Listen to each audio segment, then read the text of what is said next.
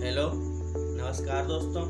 स्वागत है आपका आपके अपने YouTube channel all India primary health care में। अगर आप एक मेडिकल स्टूडेंट हैं या आप एक एलोपैथ के प्रैक्टिशनर हैं तो ये वीडियो ही क्या, ये चैनल आपके लिए बहुत ही उपयोगी होने वाला है, क्योंकि यहाँ पर हम मानव के समस्त रोगों के बारे में सूचीबद्ध तरीके से जानकारी लाते रहते हैं। यहाँ पर हम सीखते हैं किसी भी रोग, उसके कारण, उसके लक्षण और उसके एलोपैथिक इलाज के बारे में। तो इसलिए आप हमसे जुड़े रहने के लिए चैनल को सब्सक्राइब करें, वीडियो को लाइक करें और वीडियो देखने के बाद कमेंट करके बताएं ये जानकारी आपको कैसी लगी। धन्यवाद। तो चलिए शुरू करते हैं आज का टॉपिक। देखिए, आज हम लोग बात करने वाले हैं अग्निमंद या मंदाग्नि रोग के बारे में बात करेंगे। आज हम लोग समझेंगे अग्निमंद या मंदाग्नि रोग क्या है, इसके कारण कौन कौन से होते हैं, लक्षण और इलाज के बारे में। तो इसलिए वीडियो को आप लोग अंत तक देखिएगा। चलिए शुरू करते हैं। देखिए, अग्निमंद या मंदाग्नि रोग समझिए क्या है। अग्निमंद या मंदाग्नि रोग को अंग्रेजी में लॉस ऑफ एपेटाइट कहा जाता है। अग्निमंद का जो है अग्निमंद का सरल शब्दों में अर्थ होता है कि हमारे शरीर के अंदर भोजन पचाने वाली अग्नि अर्थात जठराग्नि का मंद हो जाना। इसी कारण इस रोग को अग्निमंद के नाम से जाना जाता है। इस रोग से पीड़ित व्यक्ति को भूख नहीं लगती है तथा उसको भोजन के प्रति अरुचि रहती है, अरुचि हो जाती है भोजन के प्रति। इस रोग में रोगी जो है भोजन करने हेतु बैठता भी है तो बहुत थोड़ा खाते ही उसको अपना पेट जो है भरा भरा सा प्रतीत होता है। सामान्यतः यह रोग जो है आमाशय की खराबी के कारण होता है। इसके अलावा यह रोग जो है बुखार के साथ में कब्ज हो जाए तो भी हो जाता है। मतलब बुखार है और बुखार के साथ में कब्ज होने पर भी ये रोग हो जाया करता है। या फिर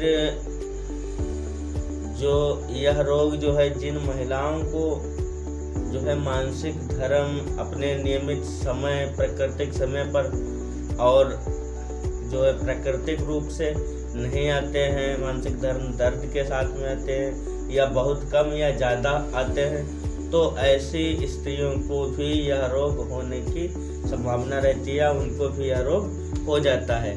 इसके अतिरिक्त यह रोग उन लोगों को भी हो जाया करता है जिनके जो है अवसाद के कारण बेचैनी रहती है तथा जो स्त्रियां हिस्ट्रिया रोग से पीड़ित हैं उनको भी यह रोग हो जाता है। अग्निमंद रोग में जो है हमारे शरीर में जठराग्नि जो अग्नि जलती है वो जठराग्नि की अग्नि कम पड़ जाती है, जिस कारण से जो है खाए गए भोजन का ठीक प्रकार से पाचन नहीं हो पाता है। इस कारण हमारे शरीर में विभिन्न प्रकार की जो है अमच विधियाँ उत्पन्न हो जाती हैं, जिसके कारण जो है भूख नहीं लगती। यदि रोगी थोड़ा बहुत भोजन खा भी लेता है तो वो भी ठीक प्रकार से या बहुत देर में पचता है, ठीक प्रकार से नहीं पचता है, बहुत देर में पचता है और रोगी को जो है पेट में और सिर में भारीपन मालूम होता है। रोगी को जो है पूरे शरीर में दर्द रहता है। यद्यपि यह रोग जो है बहुतायात से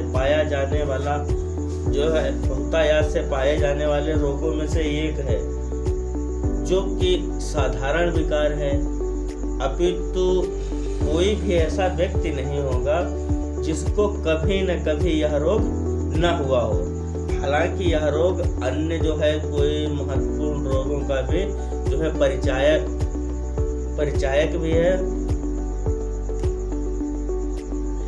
यही जो है कारण है कि इस रोग का जो है जल्दी ही निदान किया जाना अति आवश्यक है। कई बार यह रोग जो है अन्य कोई घातक रोग, जैसे घातक रोग भी हो जाता है, इसके कारण अन्य कोई घातक रोग भी हो जाता है। इसके अलावा चाय या कॉफ़ी का अधिक सेवन करने से भी जो है यह रोग हो जाता है, या चाय या कॉफ़ी पीना भी इस रोग का मुख्य कारण माना जाता है। क्योंकि चाय के अंदर जो है टैनिन नाम का एक पदार्थ होता है, और जिसके जो है अधिक मात्रा प्रयोग करने से हमारे अंदर जठराग्नि जो है मंद पड़ जाती है। इसी प्रकार से जो है कॉफ़ी के अंदर कैफीनो नाम का एक पदार्थ होता है, जो जिसके अधिक सेवन करने से भूख तो कम लग पड़ती ही है, साथ ही में है जो है मांसपेशियां भी बहुत कमज़ोर ही आती हैं। साथ ही साथ में दांतों के भी बहुत से अन्य रोग हो जाते हैं, जिसमें जैसे पायरिया वगैरह, तो ये भी जो है पायरिया वगैरह भी दांतों के भी रोग हो जाते हैं। तो इसलिए चाय कॉफ़ी पीने की जो है कम पिए, व्यक्ति को कम पीना चाहिए। ओके, क्लियर है? आप समझ गए अग्निमंद या मंदाग्नि रोग क्या है? इसमें मतलब साफ है कि हमारे अंदर पेट के अंदर पचने वाली या जो है भोजन को पचाने वाली जठराग्नि जो है उसके अंदर की अग्नि कम पड़ जाना। ओके, तो अब समझते हैं इसके कारण कौन कौन से होते हैं, कौन से ऐसे कारण होते हैं जिसके कारण हमारे शरीर में जो है जठराग्नि की अग्नि जो है कम पड़ जाती है। तो समझते हैं कारण के बारे में। तो देखिए, कारण में परस्पर जो है विरुद्ध आहार, यानी कि भोजन पे भोजन करना, यानी पूर्व में जो पहले से भोजन किया है उसके पाचन होने से पहले ही भोजन करना, ये के कारण माना जाता है।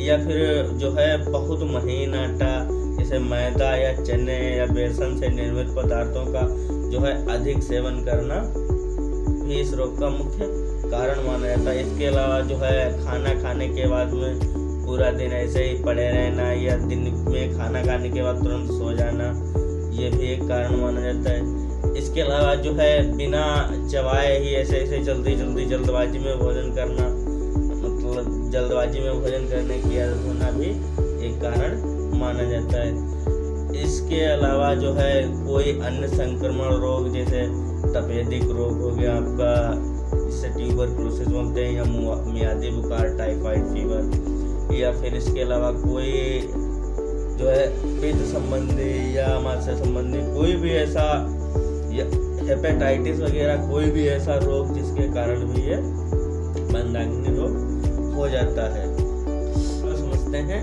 लक्षण के बारे में। तो लक्षण में देखिए, भाई किसी को ये रोग है तो उसमें कौन से साइन है, सिंड्रोम प्रकट होते हैं, उनके बारे में जानते हैं।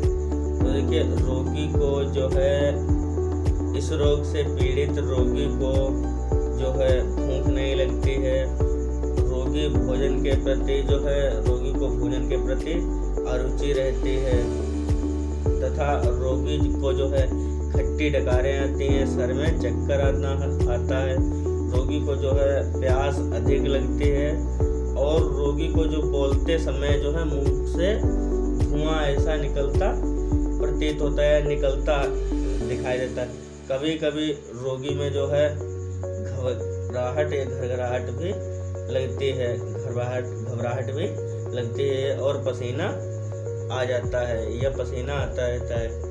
इसके अलावा जो दूसरा लक्षण उसमें प्रकट होगा, रोगी के शरीर में जो है भारीपन रहता है, चेहरे पर खासकर ये आँखों के नीचे यहाँ पर जो है सूजन मालूम होती है, और रोगी का जो है जी मिचलाता रहता है, तथा कभी कभी उल्टी भी आ जाती है या उल्टी भी आती है।